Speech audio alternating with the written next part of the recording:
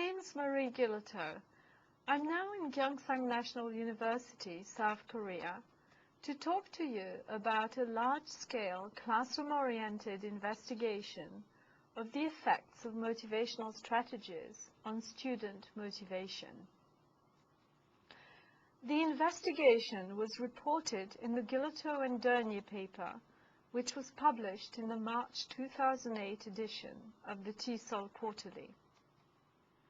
The study reported in that paper makes a special contribution to the field of language motivation on two accounts. First, the study is so far unique in the literature of language motivation, inasmuch as it is the first time that a clear empirical link has been established between the behavior of language teachers and the motivation of language learners. Second, the study includes classroom observation data, which is a novel element in motivation studies, where past investigations have typically relied solely on survey questionnaires. Classroom motivation research is ultimately about one key issue: analyzing what determines students' motivated behavior, which then leads to learning outcomes. So we needed to define and measure students' motivated behavior, as well as two factors which, according to theory, were expected to affect students' motivated behavior in class. Students' motivated behavior in the classroom was defined as high levels of attention or participation and volunteering for teacher-fronted activities. It was measured by gathering structured classroom observation data with an instrument specially designed for this study, the Motivational Orientation of Language Teaching, or MOLT, classroom observation scheme. One factor expected to affect students' motivated behavior in class was the student's motivational disposition towards the course. This is a more general motive, which we measured with a self-report questionnaire. The other factor expected to affect students' motivated behavior in class was a teacher's motivational influence through his or her motivational practice. This is a situation-specific motive, which was measured with the MOLT classroom observation scheme. The MOLT classroom observation scheme combines two established frameworks. The first one is Dörnyei's system of motivational teaching practice, and the second one is Spada and Fröhlich's 1995 classroom observation scheme, called the Communicative Orientation of Language Teaching, or COLT. The MOLT is comprised of two parts. Part A replicates the real-time nature of Part A of the COLT. That is, it gives a minute-by-minute micro-perspective of how the teachers conduct their lessons, with a particular focus on what they do to elicit students' motivation. Consequently, the content categories of the MOLT include features of the teacher's motivational practice and of the student's motivated behavior. Part B provides a post-lesson, retrospective, holistic appraisal of the teacher's professional qualities, particularly in relation to his or her ability to create basic motivational conditions. Dörnyei's 2001 process-oriented model of a motivational teaching practice yielded the features of the teacher's motivational practice that were included in the MOLT.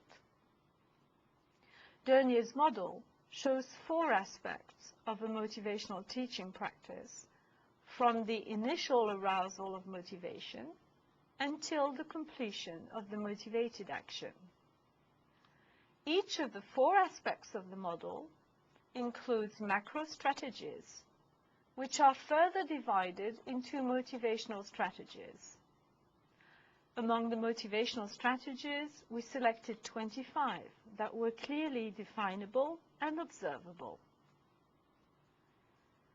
The results of the study show that the teacher's motivational teaching practice not only affect the student's immediate engagement in classroom activities, but is also associated with a more general appreciation of the whole course. In other words, language teachers do matter. By applying various motivational strategies, language teachers can make a real difference.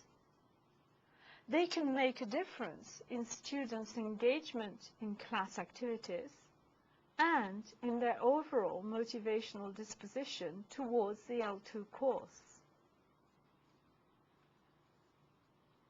These results are really exciting.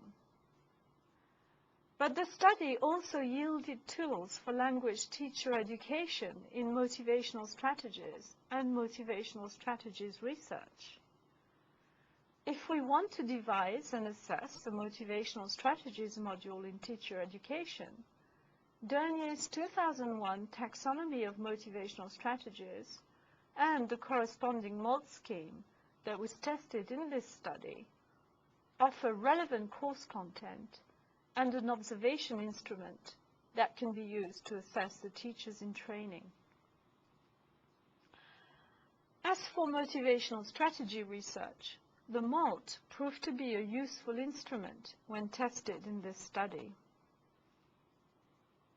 In conclusion, the results of this study have far-reaching practical implications, since they confirm the belief held by many educational experts that student motivation can be altered through deliberate teacher intervention. Now, the teachers in this study had received no explicit motivational training. They were by no means motivationally gifted experts working in particularly motivationally conducive environments. Yet, the elements of a motivational teaching practice that they did manage to implement in their classes resulted in tangible changes in their students' classroom behavior and overall motivation disposition. So let's just stop for a moment and imagine how much greater that positive effect could be if teachers were specifically trained to apply a motivational strategy repertoire.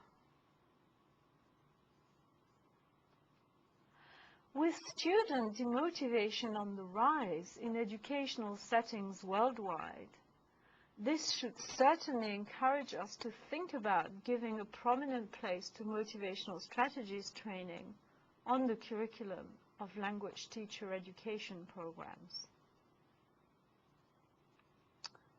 Thank you.